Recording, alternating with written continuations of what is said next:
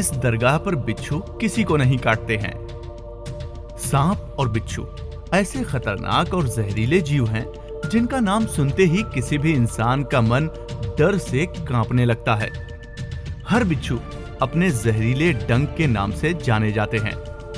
लेकिन क्या आप सोच सकते हैं कि उन बिच्छुओं को हाथों से पकड़ कर रखें और वो किसी को डंक न मारे? तो ये बात हर किसी को अचरज में डाल सकती है।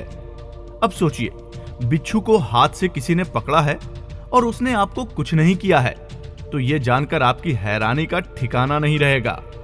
असल में उत्तर प्रदेश के अमरोहा में एक ऐसी दरगाह है जहां पर जमीन के अंदर, दीवारों पर, छप्पर के साथ आसपास पेड़ पौधों की जड़ों के किनारे, मिट्टी के अंदर से हजारों विषैले काले बिच्छू निकलते हैं। लेकिन मजाल है कि ये काले बिच्छू किसी को काट खाएं या फिर किसी को डंक भी मारते हों। वैसे आपको बताते चलें कि ये 800 साल पुरानी बात है, जब ईरान से सैयद सरबुद्दीन अमरोहा में रहने के लिए आए थे।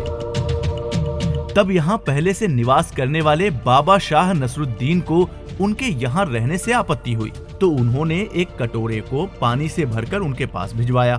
इसके बाद उस कटोरे को सैयद सरबुद्दीन ने देखा और उसके पानी में एक फूल रखकर फिर से वापस एक संदेश के साथ भिजवा दिया।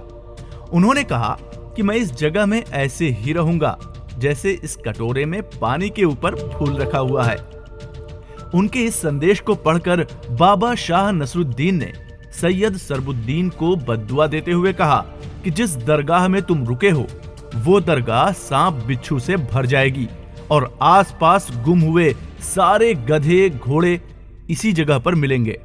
इस बद्दुआ के जवाब में सैयद सरबुद्दीन ने कहा कि इस दरगाह में रहने वाले सांप बिच्छू किसी भी इंसान को दरगाह के अंदर काटेंगे नहीं और कोई भी गधा घोड़ा यहाँ दरगाह में गंदगी नहीं करेगा।